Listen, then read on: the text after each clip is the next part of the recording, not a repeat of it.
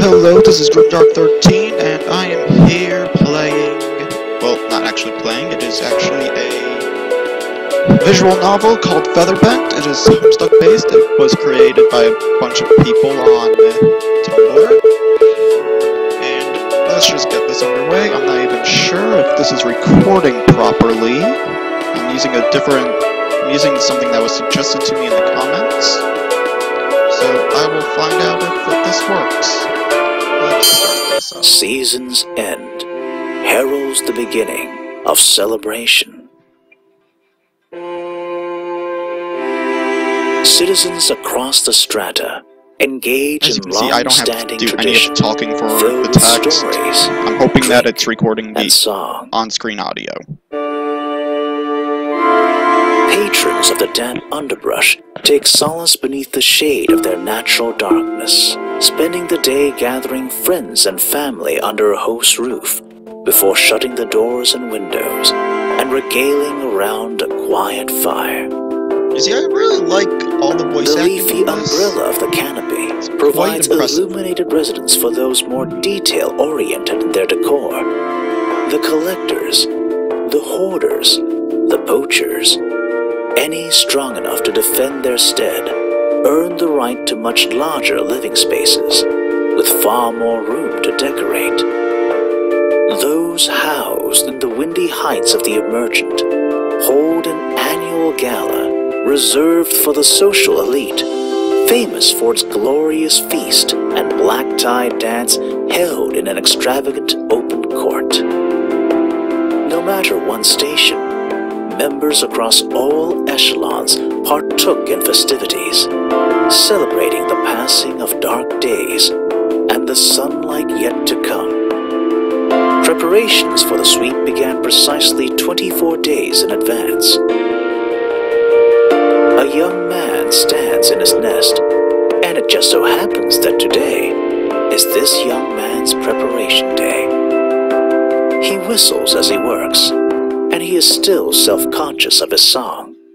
Yeah, this is going to be a John Carcat thing, basically. The live-in population of sundries he's collected during his travels serve as his audience. Books are strewn across the desks. Captured firebugs hang from the ceiling. A teapot sits atop a small pit in the middle of the floor. The understory tree hollow is decorated with all sorts of reflective minerals, dark blue rocks that shine indigo in just the right light, while mushrooms whose roots tangled well into stone lend their multicolored glow to the floor of the crook. The scent of last night's rain clings to the bark of his nesting walls, thick and musty, familiar and comforting. John's tune carries along once more, but the melody that drifts through the air still doesn't match the one that plays so perfectly in his head. Suddenly, a familiar voice. Careful who you let hear that, John. Wouldn't want to mislead a girl, would we? Sorry about that, I had to cough. Okay, I have to actually read some of this. A slender hand with blue-painted fingernails curled around the room's entrance curtain. The luminous mushrooms framing the doorway tint the outline of the young woman's silhouette ice blue. She is clad in leather and loose cotton stylings of her legendary seafaring ancestry. She gives an unwitting toss of silky raven hair, as wild as a spark in her eyes, and the smile she passes John glints brighter than the gold dangling from her ears. Hey, Vriska! What are you doing here? What? Can't a girl visit her best friend without being interrogated? Oh, you know I didn't mean anything by it.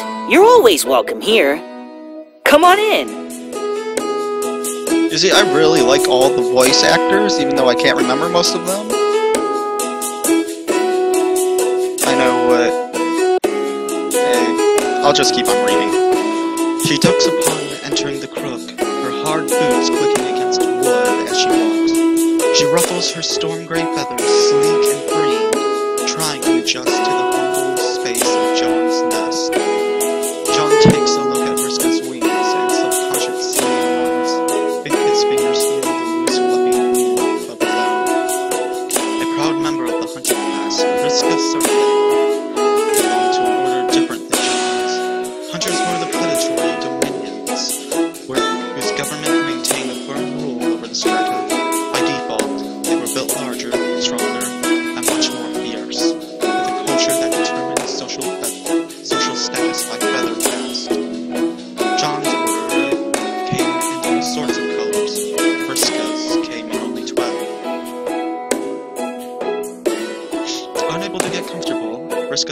touches her nose. Man, I still don't understand how you can live in such a cramped dump. I can barely stretch my wings in here. Well, that's an insult if I ever heard one. I don't know what you're talking about. This place is cozy. Ugh, and it reeks, too. Everything smells Really? like mud. Really, she has to insult.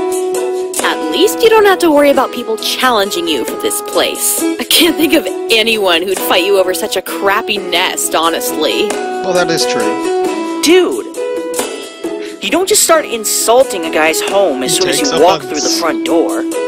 Cut me some slack, alright? This was my dad's place. So much offense taken. I've been trying to keep it looking good for when he comes back. That he's never John. back. Your dad's been gone for like 5 years. Yeah, so? John is oblivious. Okay, then. Look, all I'm saying is that if you had a nicer nest, then maybe you'd have a pretty girl to spend the sweep with this year round. You mean besides you? No, but seriously, I worry about you. When was the last time you went on a date? Well, Yeah. Do you really think my nest is the reason why girls don't like me? Well, there's that. Plus your unkempt feathers. And your messy hair. And the fact you're kind of an asshole. How is he the asshole in this situation? What's wrong with my hair? And he just goes straight to the hair. I don't. Just telling it like it is, John. Hey, I don't see you going around inviting hot guys to your nest for the sweep either. Okay, I want to take a moment. His hair actually looks stylized. Hers, no. Hers is messy. That's how I would want to style my hair, honestly. Yes. Obviously not. Hey! Why am I staying with you over the sweep again anyway? Weren't you seeing that one hunter a while ago? What was his name again? Thomas? Travis? Ugh, who cares about him? He was about as much of a hunter as I am a perch. The conversation is interrupted by the high-pitched whistling of boiling tea. Hey look, your water's done. You know what would be perfect right about now? A nice cup of tea. Oh, sure thing. Let me get that for you. The pot is suspended over a special green of reddish-orange heat-generating mushrooms, whose collective warmth strengthened with their number. The pile inside the pit is just enough to get the water boiling. Briska folds her legs to sit before reaching for a silk pouch on the floor. John lifts the top of the teapot for her, and she carefully shakes out some of the leaves from inside the bag. Once it steeps, the tea is poured into the only 2 cups John owns. It has been just the 2 of them for quite some time. May the sweep bring you to much great heights, he laughs, raising the cup. Don't look down, she replies.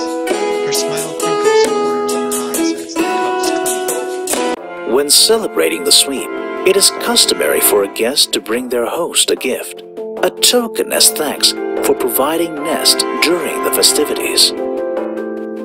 A hunter with a fondness for tea shouldn't be too difficult to shop for. Yet when the best leaves in a nation grow in a little-known area restricted as protected territory by the Imperial Guards, one must weigh the value of a token against the dangers of retrieving it. He treads across the forest floor, knowing she is well worth the risk. By virtue of being the lowest story, the forest floor sees very little sunlight during the day, slipping effortlessly into the depths of pitch black by nightfall. The floor provides no proper home for any friendly soul, as citizens of the strata are often reminded. A legion of Imperial Guards are stationed at the borders to keep the innocents out and to protect them from the violent predators lurking within the deep. I don't know what I just did. He treads. The floor provides no proper home for any friendly soul, As citizens, only the stealthiest, the bravest, and the most cunning could possibly make it through here, John thinks to himself, as the gentle breeze crashes a single red feather against his boot. John leans down to pick it up. Bright red. Okay, this is my favorite music from this entire thing, if you can hear it. What a curious color. Red itself was by no means uncommon among this purge. John's one of John's closer friends, he was himself. Yet never before had John encountered a shade so violent.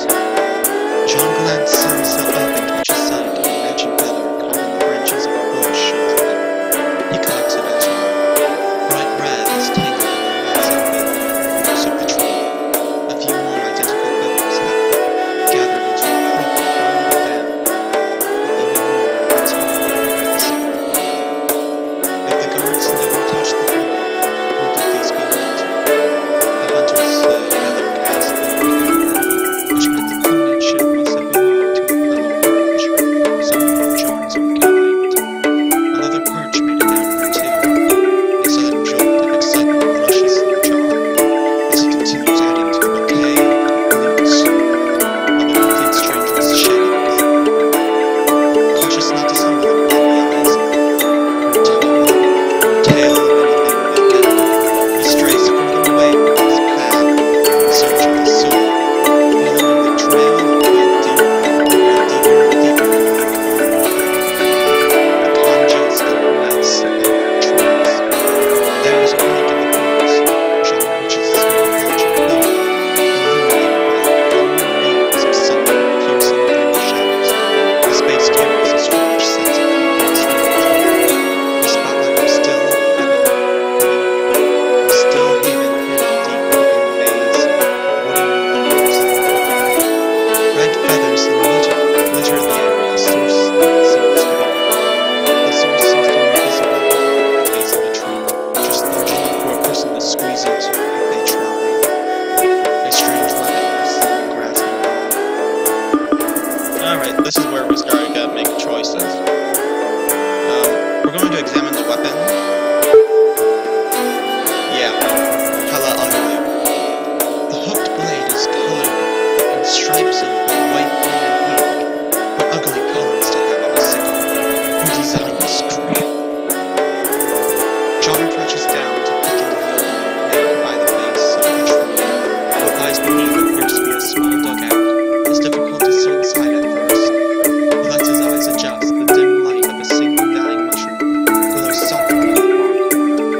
In the opposite corner, however, rests the silhouette of a figure, curled up within itself, twisting the cords of grass, only fashioned into a makeshift flag. Whoa, you made it to the floor too? Imperial guards sure do suck at their job. Nice to meet you. My name's John Egbert. What's yours? And what are you doing on the floor anyway? Look, you better not have taken all the good tea leaves. I woke up before dawn to make it down here.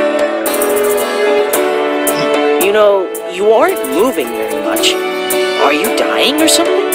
Did you fly all the way down here just to die? That's a very depressing thought, but I like it. Not that there's anything wrong with personal preference or whatever, but if I was dying, I'd do it somewhere way more hilarious. Like up in a canopy fountain or something.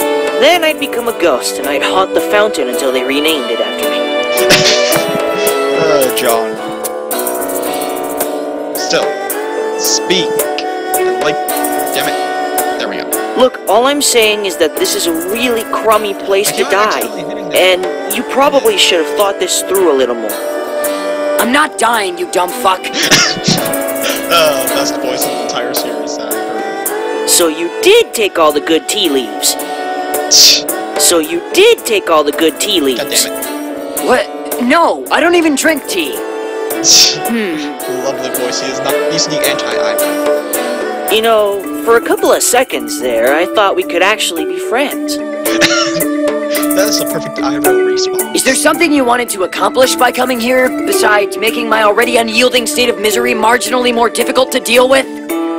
Well then, that's the Well, the sweep's coming up. I need to grab token for my friend Vriska, and the best tea leaves grow on the forest floor. Still not sure how that happens. Token. You're not from around here.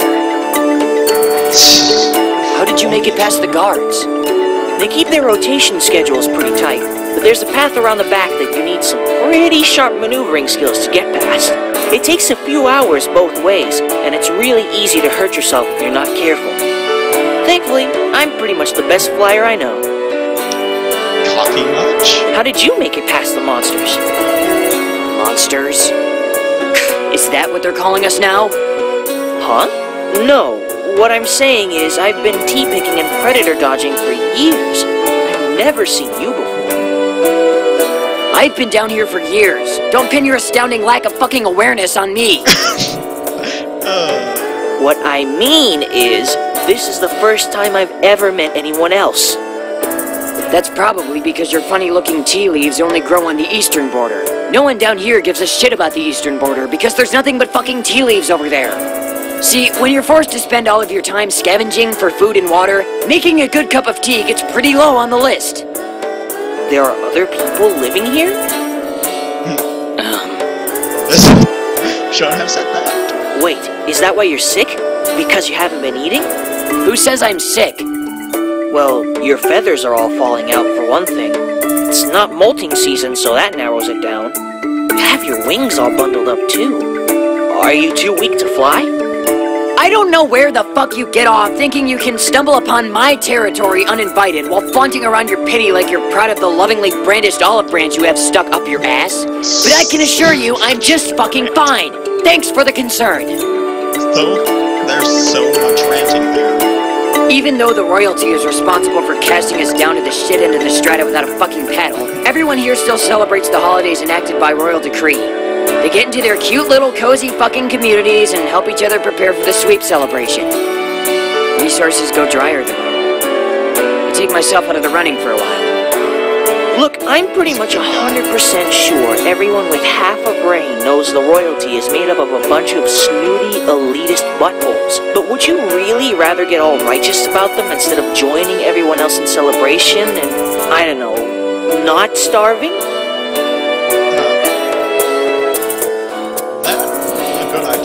That sounds dumb. Don't pretend you know anything about what I've been through or what I'm doing here, you ignorant shitheel. You can keep your tragic, mysterious past to yourself, dude. Fact of the matter is, you could probably use a muffin. Oh, muffin. Yes, a muffin. A muffin fixes everything. Are you providing muffins? No? Then kindly go the fuck away. Okay, that's my favorite line, actually. Are you providing muffins? No? Then kindly go the fuck away. Alright. Let's see. Ask if he's allergic to nuts. Give him a muffin. Ask him when the last time that a muffin was promised to give him a muffin at a later date. I'm asking if he's allergic to nuts. Are you allergic to nuts? Because I am. I am very deathly allergic to nuts. That's why I chose that one. Is giving me the information I need to kill you some kind of bullshit trust thing, or... Death by nuts. Oh, I'm sorry. Gross. Alright, let's see. I'm trying to make it to where I go through all of these options. When was the last time you even ate a muffin?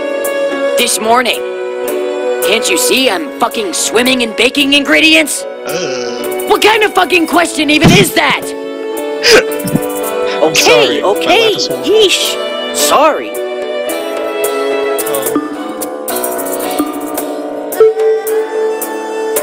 He asks you for a muffin. You reach into your pouch and attempt to give him a muffin. But it turns out the muffin doesn't really exist. Where the muffin originally stood, the picture of the muffin rests in its place. Oh my god, you are in trouble.